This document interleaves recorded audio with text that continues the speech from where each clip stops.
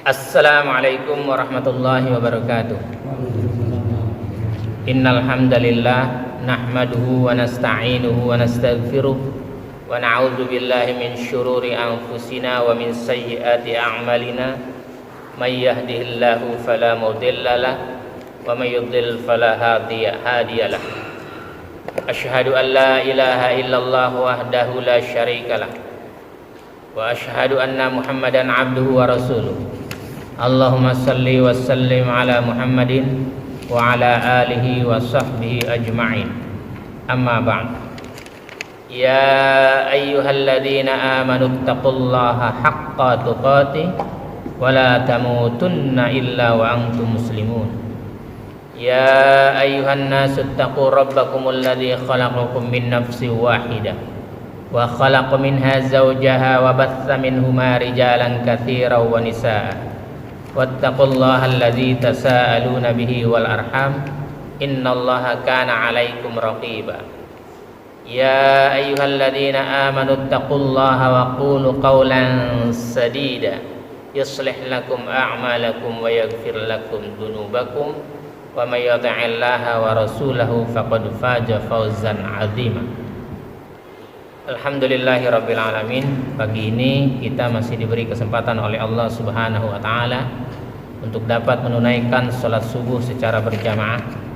Kemudian kita lanjutkan dengan mentadaburi ayat-ayatnya dan mengkaji hadis Rasulullah sallallahu alaihi wasallam yang hanya kepadanya lah kita berharap ridha-Nya agar kita dan keluarga kita dijadikan oleh Allah Subhanahu wa taala ahlul Quran dan ahlul jannah.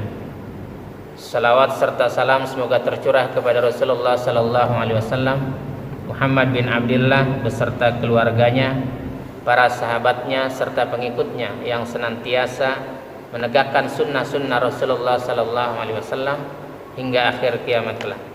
Mari sama-sama kita buka dengan bacaan basmalah. Bismillahirrahmanirrahim.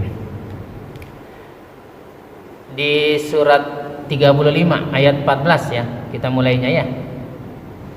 In tad'uuhum la yasma'u du'aakum walau sami'u mastajabu lakum wa yawmal qiyamati yakfuruna bisyirkikum wa la yunabbi'uka mithlu khabir.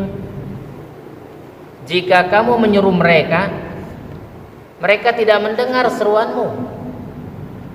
Jika kamu menyeru mereka tidak mendengar seruanmu. Dan sekiranya mereka mendengar, mereka juga tidak memperkenankan permintaanmu. Karena ada tuh orang yang datang ke kuburan, dia minta gitu kan. Dia minta-minta, Mbah gitu, saya mau kredit motor, tolong lunasin gitu ya. Ada tuh ya di apa namanya, di YouTube itu ya, gitu ya, gitu. Jika kamu menyeru, mereka tidak mendengar seruanmu. Kamu berdoa gitu.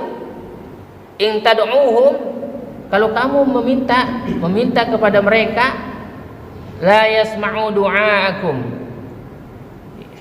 tidak mendengar seruanmu. Dan sekiranya mereka mendengar, kalaupun dia mendengar, mereka juga tidak memperkenankan permintaanmu. Dan pada hari kiamat mereka akan mengingkari kemusyrikanmu. Berarti orang yang minta-minta tuh di kuburan tuh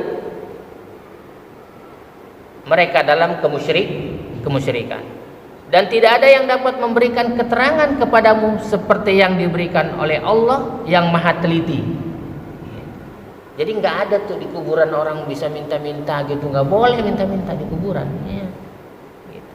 Jadi kalau kamu meminta pun dia nggak dengar. Kalaupun dia dengar, dia nggak bakal ngabulkan, nggak bakal gitu.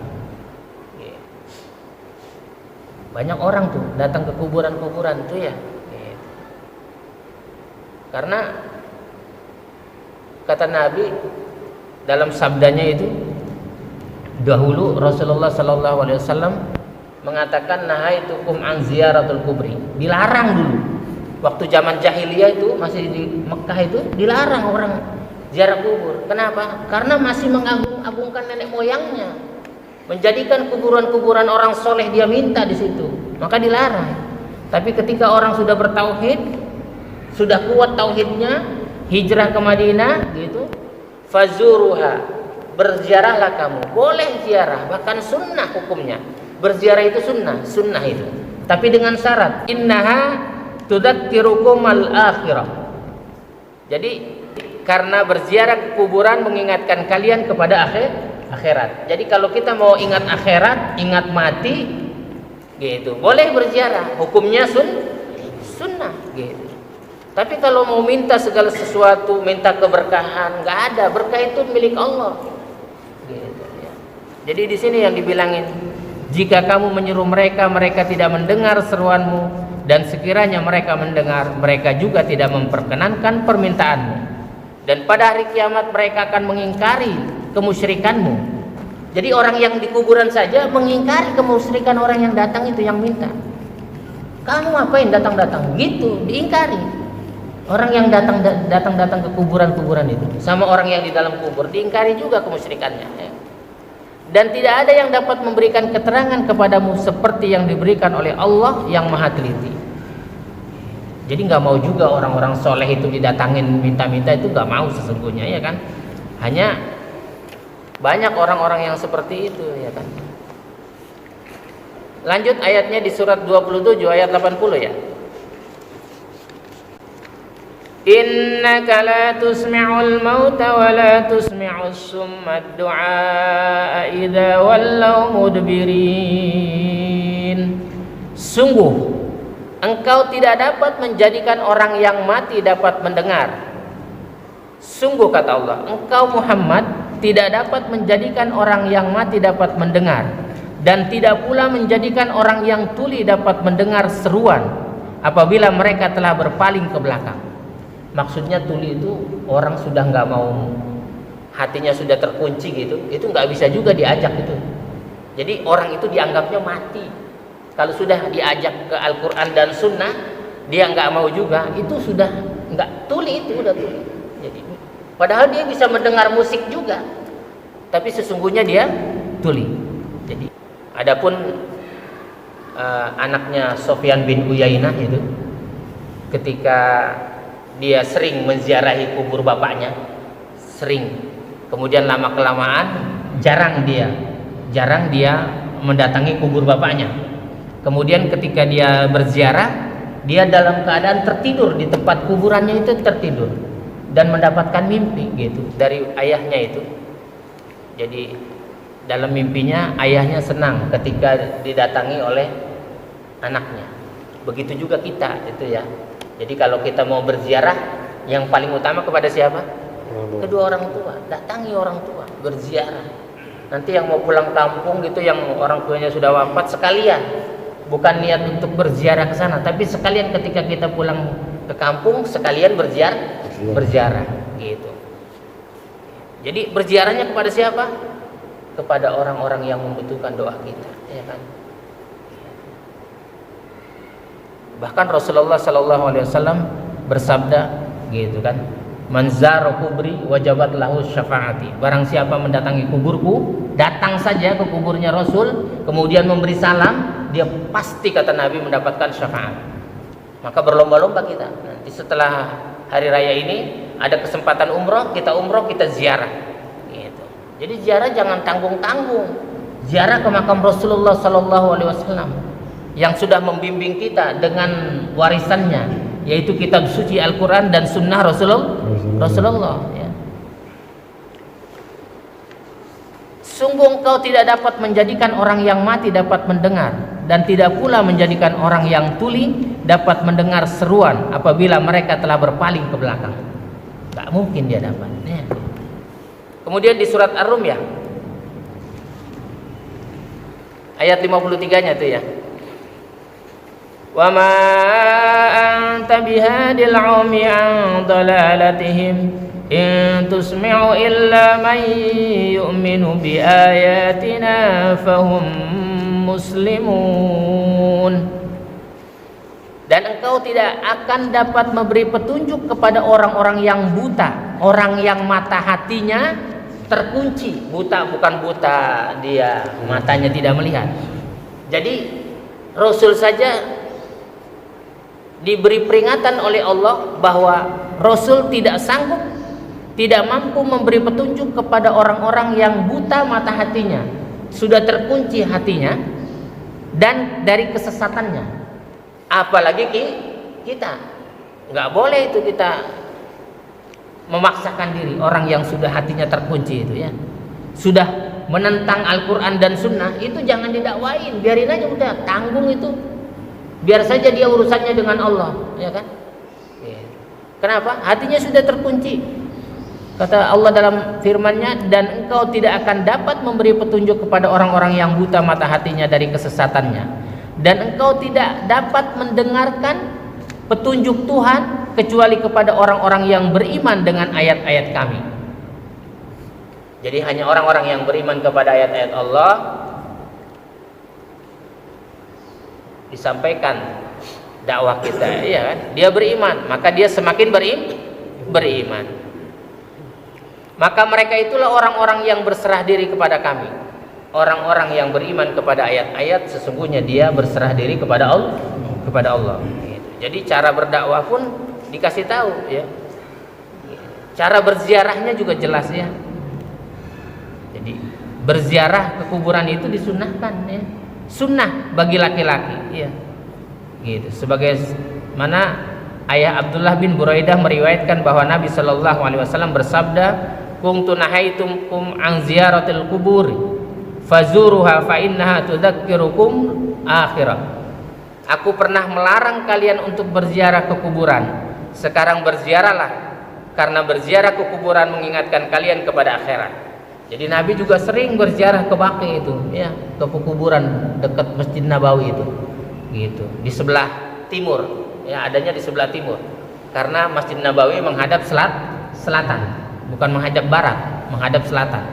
Kiblatnya menghadap ke selatan. Adanya di sebelah timur. Itu pekuburan-pekuburan para syuhada di situ. Termasuk istri Nabi ada di situ. Nanti kita juga berziarah ke sana, ya. Insya Allah kita berziarah, ya. Jadi berziarahnya nggak tanggung kepada orang-orang yang dipastikan oleh Rasulullah masuk surga.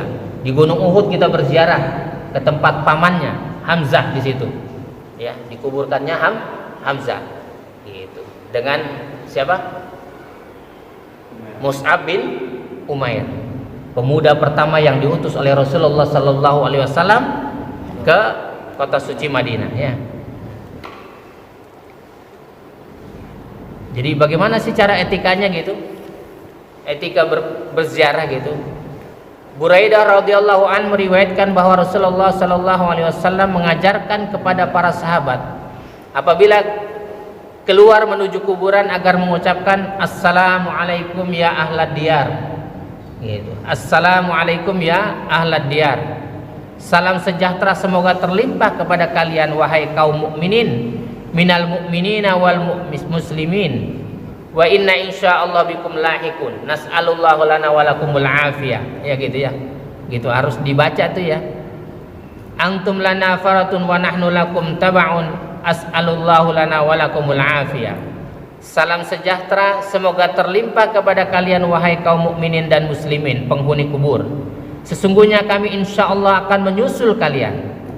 Insyaallah akan menyusul, dan pasti kita nyusul, gitu kan. Kalian telah mendahului kami dan kami akan menyusul kalian. Kami memohon kepada Allah agar Ia berkenan memberikan keselamatan kepada kami dan kalian. Jadi sebelum kita memasuki arena pekuburan itu, ya, di tempat pekuburan kita sudah ngomong kayak begitu, ya. Gitu. Ada lagi yang diriwayatkan oleh Ibnu Abbas radhiyallahu anhu. Assalamualaikum ya ahlal kubur, yaghfirullahu lana wa lakum antum salafuna wa nahnu bil athar. Salam sejahtera semoga terlimpah kepada kalian wahai penghuni kubur. Semoga Allah mengampuni dosa kami dan kalian adalah pendahulu kami dan kami akan menyusul kalian. Itu tata cara untuk masuk ke dalam kubur, ya. Yang hafal yang mana? Yang hafal? Kamu yang mana? Assalamualaikum warahmatullahi wabarakatuh. Daru qaumin mukminin, ya. Itu yang diriwayatkan oleh Aisyah radhiyallahu anha itu, ya. Assalamualaikum dara qaumin mu'minin wa atakum ma tu'adun godan muajjalun wa inna insyaallah bikum lahikun Allahumma ighfir li ahli Baqi' al-Gharqa. Itu kalau kita mau ke Baqi itu al-Gharqa, ya. Assalamualaikum wahai penghuni perkampungan kaum mukminin. Jadi perkampungan kaum mukminin. Maka beruntung orang yang bulan ini banyak yang wafat di sono, orang umroh itu banyak yang wafat. Itu dia disolatkan oleh jutaan orang di Masjid Nabawi. Gitu. Bahkan keluarganya nggak sempat ngegontong, orang gantian ngegontong, 5 meter gontong, 5 meter gontong, gantian. Saking senangnya itu ya. Sesungguhnya kami akan menyusul kalian, ya Allah, ampunilah penghuni Baqi Al-Gharqad. Maka orang-orang yang dikubur di sana itu sudah didoain sama Nabi, sudah didoain agar diampuni penghuni Baqi Al-Gharqad. Gitu. Kalau saya dikuburkan di sana waktu mau meninggal itu, bagusnya belum meninggal, ya kan? Gitu. Udah didoain, ada doanya. Nabi sendiri yang mendoakan. Ya Allah, ampunilah penghuni Baqi Al-Gharqad. Ya, makanya Ahlul Madinah rata-rata pengen dikuburnya di Baqi Al-Gharqad.